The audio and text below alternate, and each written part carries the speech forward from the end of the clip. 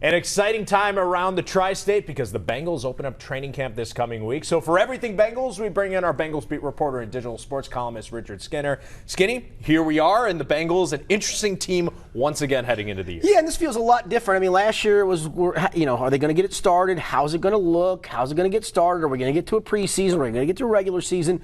We, I think, have at least a clearer path with an offseason in front of it, too. So, yeah, I think it's an interesting time for sure. Even before they hit the field, the Bengals making news today, signing Sam Hubbard, 4 years, $40 million reportedly, but Adam Schefter is rarely wrong with these things. Yeah. So he's in the fold for the next 4 years. What do you think the contract and having him as a staple of this defense, I guess? It was one of two guys they got to extend, and wanted to extend was him and obviously Jesse Bates being the other one. And that's going to be an interesting one to see because a lot of guys want stuff done by the start of camp.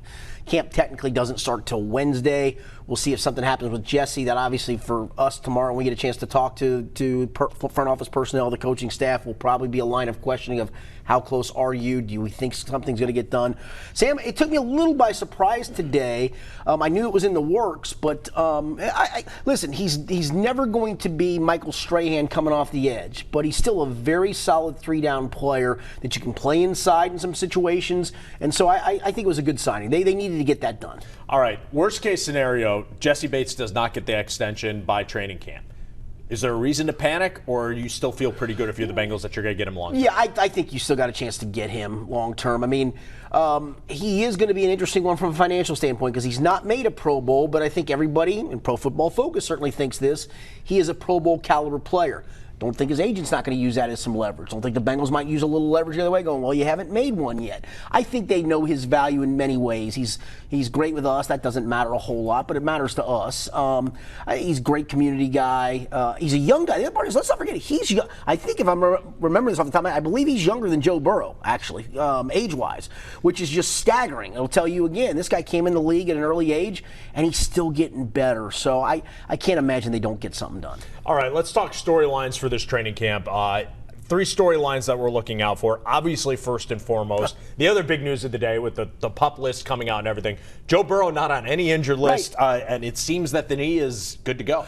Yeah, I think it's good to go at least initially. He's got to overcome a few hurdles, and whether he admits or not, he needs to have some level of pass rush around him at some point, whether it's camp, whether it's preseason games. He's talked about lobbied, and you've been in some of those conversations of wanting to play a few preseason snaps. Zach Taylor hasn't been fully committal on that, and I get it. I mean, but at the same time, he needs to feel that rush around him. And guys have come back from these injuries, and they don't, they're not the same person mentally.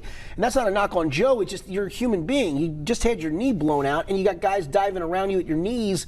That's just human nature. So I think he needs to face some of that. But the great part was, he was so far ahead, I think, where anybody thought he would be in OTAs and minicamp, just the one minicamp practice, but for that offseason program, that it was a great sign. And so now we've also had another 5 weeks since the end of minicamp, plus can't imagine the knee hasn't gotten better and stronger. We'll find out, obviously, on day one of practice on Wednesday, but all systems are go. But it's certainly the storyline to watch because you need him to be ready come first snap of that first game. Yeah, if Joe Burrow's out for any significant time, this team goes from let's see if they can spoil some seasons to the Brandon Allen experience, part three. And he did fine, and he's going to do fine in small sample size, but he's not a playoff caliber quarterback. He's a fine backup, did a nice job last year in a small sample size.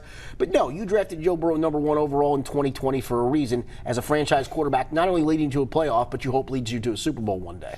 Well, you mentioned that he needs to face some flying bullets on the defense. That's the next part, I think, the storyline that to watch. That defense, so many new pieces, how they're going to mesh, and that could be the season as well as Joe Burrow's health, but also they got to stop some guys and get after the quarterback. Well, think about this. You've literally got 4 guys back from the defense from a year ago as starters. Sam Hubbard, who we just mentioned, the 2 safeties, Von Bell and Jesse Bates, and then Jermaine Pratt, and the jury's still out on Jermaine Pratt. He still has not become a great player. He's become a starter almost by default. But Logan Wilson's going to take over for Josh Bynes at the linebacker spot. You literally have a very real possibility, barring some injuries, of the 3 cornerbacks lining up for the opener being completely different from the 3 cornerbacks that lined up for last year's opener.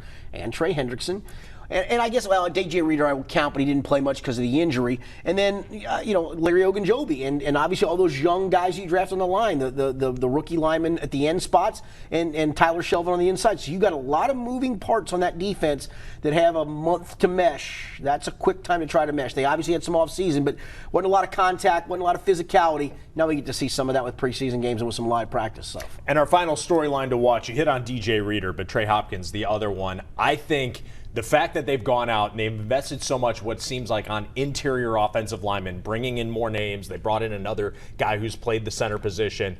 That might not bode well for Hopkins' overall health. Yeah, it's weird. They signed a guy from the Cardinals on Friday or whatever day that was. They're supposedly bringing in a Chiefs center on Monday, at least for conversations.